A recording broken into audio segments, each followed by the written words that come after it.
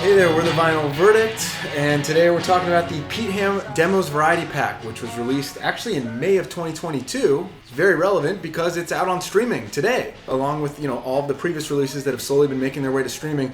We wanted to kind of go back and revisit this, and very importantly, we're also going to do a giveaway. We've got a couple copies of this sealed, and we're going to give it out to fans. If you're a fan, contact us at this email, vinylverdictchannel@gmail.com, and tell us if you know the answer to this question, which is, name the two songs that were recorded as the Iveys as demos and eventually as Badfinger as studio songs. If you can tell us the two songs that were recorded by the Iveys, at least as demos, and as Badfinger that were eventually included on albums, you will be entered in the raffle and you might receive one of these Pete Ham Variety Pack demos. Wow. There have been a lot of Pete Ham demo CDs over the years. I didn't count all of them, but obviously started with 7 Park Avenue, Golders Green, Keyhole Street, etc. And then we get into this era where we got these slip CDs, but before the Y&T music era that we're in now.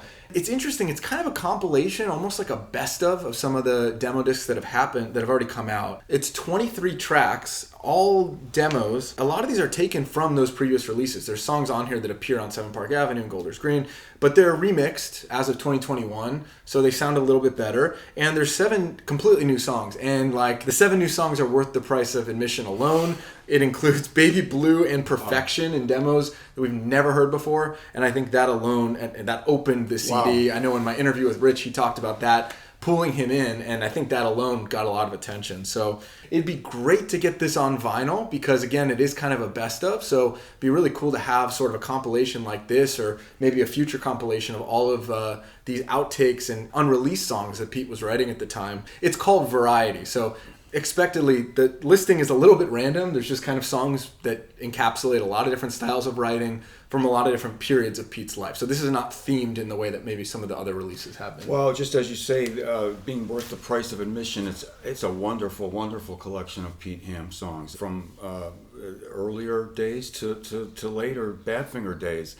And just like you said, I mean, we'll look at it, but I felt lucky to be listening to it. It's really something. It's not always easy to listen to, though. I mean, I will call that out, too, that anyone who has explored, the full kind of ruminations of Pete's mind and done so in a collection like this that goes from, Makes Me Feel Good, Iveys days to Ringside, it's a lot. But I think, he deserves that for his legacy. And so this is one CD. It's not a double CD. It's not like a huge collection.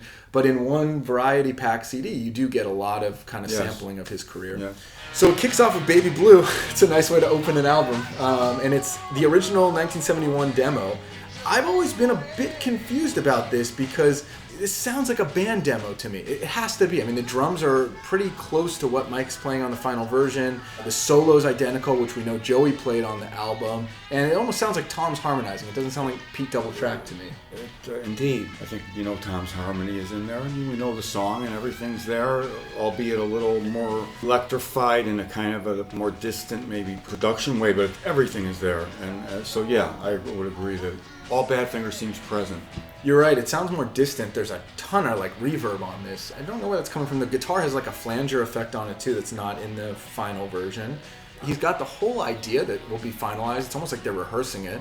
The kind of the arpeggios on guitar and the acoustic just kind of strumming the chords. And if this is a demo, it's very complete early on, which it seems like a lot of the hits were. These demos were considered by us for many years the missing links to some of these big the straight up ones, and the big Pete songs, and then through the years we've gotten acquainted with some of them, and this is a big deal. I never heard anything about this, but it's great for that value for a fan. I mean, it's the whole collection of songs. And I think your point about the emotional journey you go on with Pete in this is a good point, but the collection of songs is superb. Then we get into Catherine Cares and Makes Me Feel Good, which are 7 Park Avenue and Golders Green selections, both from around the same era, 68, 69. Dear Father, also from 69. Wonderful. So it's kind of, I guess it is kind of chronological and slightly more of that Iveys style songwriting, though. It's a little more cheerful. But, a song about his mother, a song about his father. It's kind of nice to see both of those on here. What rock star that anybody knows, supposedly, and let alone someone to me who's at the top of the whole pantheon, who writes a song about their mother? And this just knocked me out when I first heard it and even learned how to play it. And to me, it sounds like a real complete, almost a power pop Badfinger-ish job on it. Although, like you say, good point earlier, kind of subject matter. It's about, you know, Pete's mom and the guilt that he felt for his ambition. And I had this ambition in my brain, and it's just I think it's a marvelous piece of music, and also Dear Father's deeply moving and beautiful chord construction, as he was doing so much at that time, and yet each one seems unique and original, and Dear Father does as well. And then it's very interesting when you get to track 5 and you hear No Matter What, which you instantly recognize in terms of melody, but it's in the same style of these songs, and falsetto, and it really does belong with these other tracks in '69. And then goes into Dawn, which is also, so that's kind of that first era of Pete Ham songwriting, and I love Dawn. It's a really cool riff, and just kind of the way really that he crescendos and brings it back and forth. That was one of my favorites from Golders Green originally. And Pete's voice, as in so many songs, is so beautiful to listen to, and so complete and so confident. When he's on, he's as always picture perfect. Just every note, a beautiful thing to listen to. Yeah, a lot of vibrato in those choruses, which is his signature, like, day after day thing. But what I love about it too, we talked on the Timeless demo, his screaming at the end of that song when it fades out. He does it on Dawn too, all early here with a beautiful song. He still has this haunting element that he puts in it at the end during the fade out, which is so cool. The next song, track 7, is You're Such a Good Woman, which we talked about previously was only released as the B-side of Keyhole Street, or maybe it was on the Crowdsource, like it was a bonus 45. So here in 2022, it finally gets a home on the Variety Pack CD. That's a great song. It's from '72. It's kind of one of the, from the peak era of Badfinger, a missing classic. It just anybody that can listen to that and not be moved in some way by what he was doing and the songs that he was writing and creating. What a master class. And never on a Badfinger album, and never anywhere. And I'm so privileged to be able to hear it. What a soul and a heart was behind the writer of that song. Then we get into Hampstead Heath, which is a instrumental from Keyhole Street, so this is quite a bit earlier, probably 66, 67. I think, again, it just shows he had so many instrumentals like this, and they have to kind of, you know, slot them into different releases, because it would be, you could have an album of just these little fragments and instrumentals that he came up with over the years. So far, we're on track 9. Only Baby Blue is actually new and unreleased from any previous area. We get into Perfection, which is a brand, well, at the time, was a new demo from December 1970 that had never been released before. There's a lot of little fills and stuff. This is a much more country-ish feeling song, almost like Blodwyn or something. And the solos are much more exploratory than the final version, which is going to be very climbing and melodic. So, and how. Yeah. His output is what's amazing, and the insight you get in listening to this whole collection of songs, and Perfection, since we're talking about that, I mean, you have to stop in a little bit of awe to say that he stuck with it and built it up, and a Badfinger fan knows about the actual recording and Joey's magnificent playing of that climbing solo in the middle. And I remember younger hearing it for the first time, and oh gosh, I mean, it was riveting, the guitar.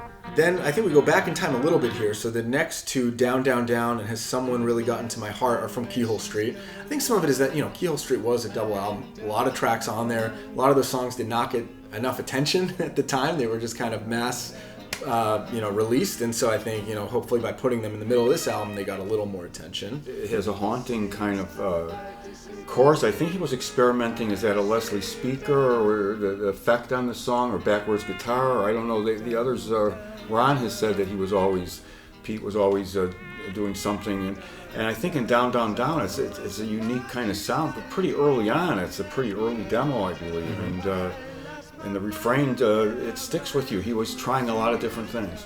Track 12, Pete's Walk. So this was from Golders Green, but actually I think it's a different mix, and it goes on a little bit longer, so cool to hear that. And then Pete's Turn, another outtake. Of course, they weren't called this at the time, but another instrumental kind of solo that was, an instrumental piano and guitar song from 1970. Very distorted. I think it shows you kind of how Pete would practice his guitar playing, and where he got a lot of his chops in terms of improvising, but still kind of having a lot of melody in those lines. Always melody. Then we get into some previously released songs. So track 14, Richard, This was a remix, but originally on Golders Green. And then It Doesn't Really Matter, beautiful song, don't have to tell anyone. Debated, was it recorded in 72 or 74? I don't think they've placed it exactly. Yeah, but It Doesn't Really Matter, you know, it was stunning when I heard it, and the guy who wrote it was the guy who wrote No Matter What. Obviously a different song. I just always thought of it as almost like a sister song. No matter what, it doesn't really matter. And in the verses, even the way he changes the kind of the top. Yeah, it's just real touching, but the words, especially after learning later what was going on and everything, you know, and almost talking, you know, it doesn't matter what they say, I'll always love you anyway, and you could go on from there, and wow, was he able to express himself in song, and melodically with beautiful, and this was true to his tradition. I love it also. I think it's a great song. It's one of my favorite Pete Ham acoustic songs. Yeah. It's unbelievable too, like we were saying, you know, sometimes there's a song like No Matter What, where you know the final version, you hear the demo, and you're like, okay, it's interesting, but you know, the final version's the one that feels like it's fitting for the song. I can't imagine this song in anything but a home demo format, because just the way that he sings it, like we talked about, that softer home demo voice that Pete Ham would bring to it, and the falsetto and the chorus and everything, like, I just can't imagine a full band arrangement. It almost would kind of do a disservice to how vulnerable that song is. It's a real unique song, and true to him in every sense. Then we get into Piggy Jam from 1971, named such, I believe, because Piggy was his nickname, right, from back in the day. Yes. Nice little groove, and has some very unique parts in this, and as it progresses. I mean, Pete's not the kind of person for, you know, their stage act where he's jamming on, like, Feeling All Right, the 2 chords for 10 minutes. In his home music, he has like 1 minute of some type of a riff or something, and then he'll immediately change it. And so, you know, he's not just jamming on chords for 10 minutes. These are very intentional changes. But he could do that with the best. He was the best of them. Yeah. Regardless, whatever he was doing. A new song that's not an instrumental and not a Badfinger song that was released, a demo. So things are getting really tight. Obviously, it's hard to listen to him talking about money being tight. That goes without saying. But it's recorded so much earlier. It's from 1970, so you kind of do get into his psyche a little bit and realize that, well, I'm not going to overthink it. I think it's a blues song. I think he's just writing a blues song, which is usually about money and being on the road, and that's a lot of what Badfinger wrote. Well, that's the way to think of it. Yeah. Track 18, Syllabeb. So backwards, Bev Ellis. You know, this was already released, but it's kind of one of the classics, I think, from 7 Park Avenue. Yes. Using the chords that in the future he was going to use again. They don't have to be complex, but he was the master class in melody, and that's a beautiful song and heartfelt to somebody that he really loved, you know. And track 19 is Mosy from 1969. Interesting song. I think the notable thing you got to say as a Badfinger fan, he keeps saying "Meanwhile back at the ranch." Wow. That's the start of every verse, basically. It's 1969, so it bears no resemblance to that song 5 years later, but that phrasing is in his mind before he goes to Caribou Ranch, clearly. So, yeah. And in fact, the actual title when it was used, I don't believe it had anything to do with the song either. Yeah, it is kind of like some muse just came to him in 69, and then again it ended up on the album. That's really interesting. Should I smoke? Joey's got the chorus, should I smoke? Meanwhile, Back at the Ranch stands alone. It doesn't exist in the song. Really. Yeah, and here he is saying it a lot in the 1969. Wow, yeah. Track 20, May Blues from 70-71. Cool blues song. I think what's notable is obviously, and that's a new one, May Pang. So, you know, she hasn't really been featured, they obviously dated, hasn't really been featured in his music as directly, and so the fact it was titled this way, I assume, unless it's the month of May, but I believe it was confirmed it was about May Pang, is probably influenced by their time together. And then we kind of end the album with the later era of Pete songs. So No Don't Let It Go, which was again on that vinyl with You're Such a Good Woman, and then Ringside, the electric guitar versions of both of those. Tough to hear them back to back. Sure. Yeah, I mean, you know, I think the only thing you can say is even in those dark times, he turns to music and is able to, like you said, express himself through music. Yeah, with deep depression and a lot of challenges in that way, emotionally and psychologically. He was writing beautiful melodies and actually describing his feelings in the song, which is just striking. It's all there. That's very unusual. Van Gogh had nothing on Pete. He could come up with the symbolism and the allegories and everything, I think, more than, sometimes just, even at that time, I think, when it's, he's still not quite as direct in many cases as I think another human might be. Good point. Yeah. And then it ends with Take Me Back, a song from much earlier, 69-70. Also new. Maybe trying to reframe it. You can't end an album on Ringside, or it's kind of, not going to leave you whistling. Maybe trying to end on a little bit more of an album closer. That's the Pete Ham Variety Pack. There's certainly a lot of variety in it. It lives up to its name, and I think, again, if you're a fan or a student of Pete's work, you got to be a fan, but there's a lot of insight into his songwriting and personality on these. It's worth it, again, just for the 7 or so songs that are not available anywhere else, but it's also great as an entry point if you want to explore and know more about Pete. So let us know what you think of this CD, and enjoy it on streaming, and hopefully we'll hear some trivia answers from you.